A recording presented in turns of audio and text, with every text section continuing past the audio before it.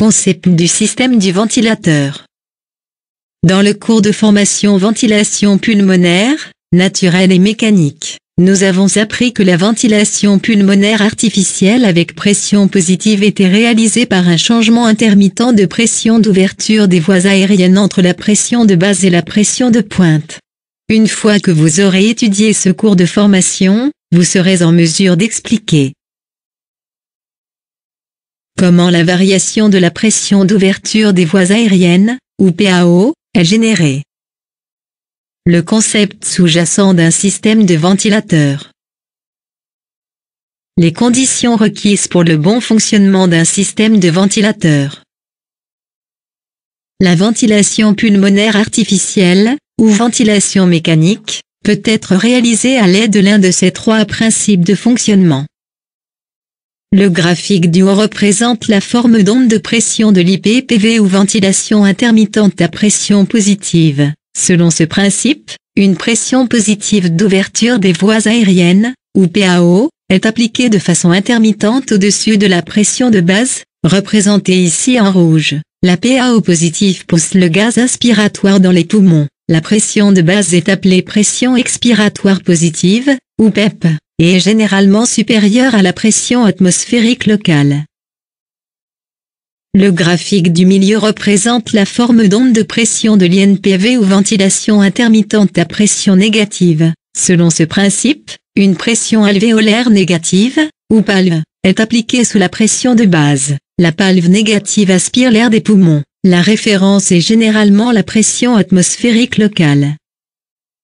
Le graphique du bas représente la forme d'onde de pression de la HAV ou ventilation à haute fréquence. Selon ce principe, la pression d'ouverture des voies aériennes, PAO, se retrouve dans une plage définie autour d'une pression de base définie, à une fréquence définie d'au moins 150 cycles par minute. Sur les trois principes, l'IPPV est le principe de base de la plupart des ventilateurs modernes, quelle que soit la marque et le modèle. À partir de maintenant, lorsque l'on parlera de ventilation pulmonaire artificielle ou de ventilation mécanique, on parlera de ventilation reposant sur le principe de l'IPPV. La fonction principale d'un système de ventilateur est de générer une PAO positive de façon intermittente. Comment fonctionne-t-il ? Commençons par un simple système de gonflage de ballonnet. Comme vous pouvez le voir ici, le système est composé de 4 parties. Bouteille de gaz pleine avec valve. Tuyau de raccord, en bleu. Ballonnet. Main pour contrôler le débit du gaz circulant. Lorsque la valve de la bouteille s'ouvre, l'important gradient de pression force le passage du gaz dans le ballonnet. Cependant, en pinçant le tuyau entre le pouce et l'index, il est facile de contrôler si le ballonnet se gonfle et à quelle vitesse. Ajoutons maintenant 3 autres éléments. Deuxième tuyau, représenté en rose.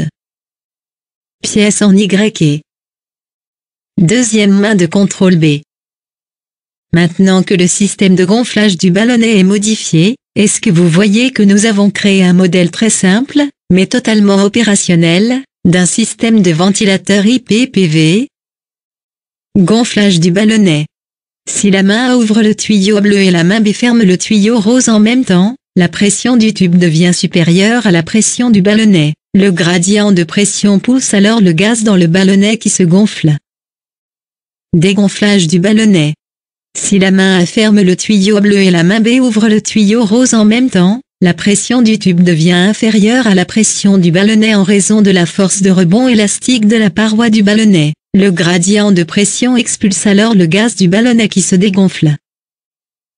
Le processus de gonflage et de dégonflage du ballonnet avec les 2 mains peut être relativement bien maîtrisé par rapport aux éléments suivants: synchronisation, amplitude et vitesse. Dans un vrai système de ventilateur, la main A est remplacée par une valve inspiratoire et la main B par une valve expiratoire. Sur cette diapositive, la pression du circuit est égale à la pression d'ouverture des voies aériennes, ou PAO, et la pression du ballonnet à la pression alvéolaire, ou PALV.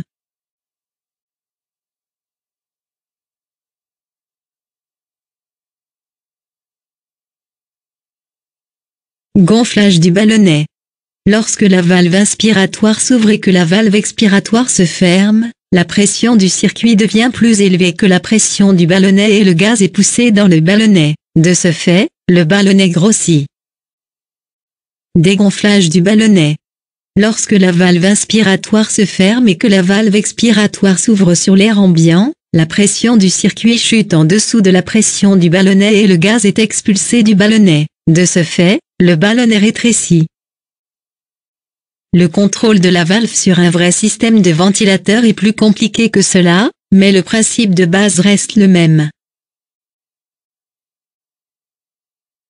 Le modèle du ballonnet est très comparable à un système de ventilateur existant. La bouteille du modèle correspond à l'alimentation en gaz à haute pression fournie par le système du ventilateur. En réalité, un système de ventilateur requiert deux types d'alimentation en gaz, de l'oxygène à haute pression et de l'air à haute pression. La main A du modèle correspond à la valve inspiratoire. La main B du modèle correspond à la valve expiratoire. Les tuyaux bleus et roses entre la pièce en Y et les deux mains correspondent au circuit respiratoire. Le tuyau bleu entre la pièce en Y et le ballonnet correspond aux voies aériennes. Le ballonnet correspond aux poumons d'un patient ventilé. Un outil se définit comme un dispositif utilisé pour produire ou réaliser quelque chose, mais il n'est pas consommé pendant le processus. Les outils classiques que nous connaissons bien sont la clé à molette, le marteau, le couteau, la paire de ciseaux, ou même la bicyclette. Un ventilateur est-il un outil pour une thérapie par ventilation mécanique? Non, l'outil thérapeutique pour la ventilation mécanique est un système de ventilateur, qui comprend généralement 6 éléments. Alimentation en air à haute pression et en oxygène à haute pression. Alimentation électrique. Ventilateur. Circuit respiratoire avec tous les accessoires nécessaires. Voies aériennes artificielles et interfaces. Les poumons d'un patient ventilé, ou un ballonnet en caoutchouc qui sert de simulateur. Le ventilateur ne constitue alors qu'un des éléments nécessaires à la ventilation. Il peut être comparé à une roue de bicyclette. Un ventilateur qui est mal intégré dans un système ne peut pas à lui seul agir sur la ventilation mécanique. Cela peut paraître surprenant ou déroutant, mais c'est ainsi. Il est indispensable que toutes les personnes impliquées dans le commerce de la ventilation mécanique comprennent le concept d'un système de ventilateur. Comme nous le savons déjà, la circulation du gaz est régie par la présence d'un gradient de pression. À l'intérieur d'un système de ventilateur en fonctionnement, il existe des chutes de pression invisibles le long de la voie de passage du gaz, qui commence au niveau des sorties d'alimentation en air et en oxygène et se termine au niveau du port de sortie de la valve expiratoire. Le système de ventilateur Galileo sert ici d'exemple. La pression de l'alimentation en gaz est comprise entre 2000 et 6000 cm, H2O. La pression du réservoir est comprise entre 280 et 340 cm, H2O. La pression du circuit, égale à la pression d'ouverture des voies aériennes, est comprise entre 5 et 40 cm, H2O.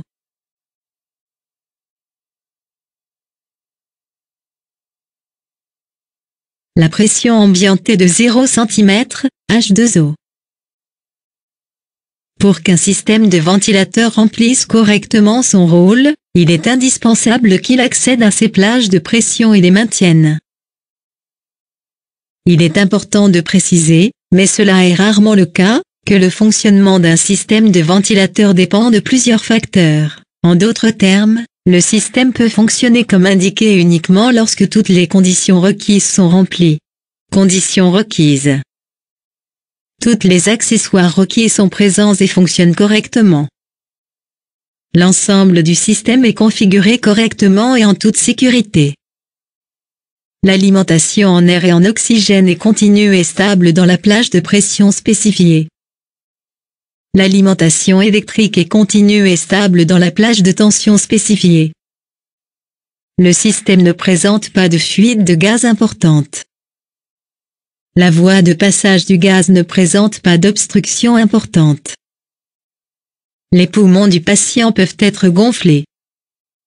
L'utilisateur sait parfaitement comment configurer et utiliser le système de ventilation correctement. Lors de la phase de conception et de développement du ventilateur, les ingénieurs supposent que toutes ces conditions requises sont remplies. Cependant, dans la réalité, cette supposition peut ne pas toujours être correcte. Cette divergence peut être la cause première la plus fréquente et la plus importante des complications et problèmes que nous rencontrons parfois pendant la ventilation mécanique. En résumé, donc,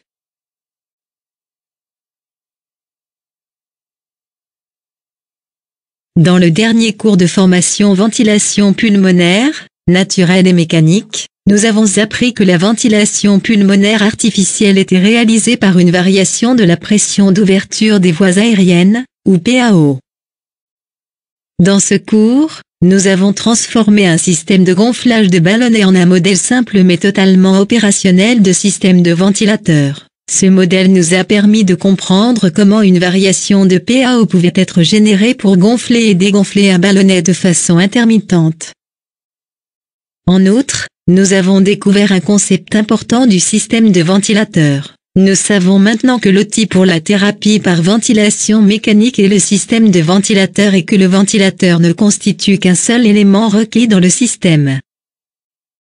Enfin, nous avons identifié les conditions requises pour que le système de ventilateur fonctionne comme prévu. Si l'une des conditions n'est pas totalement satisfaite, le système ne fonctionnera pas correctement, voire pas du tout.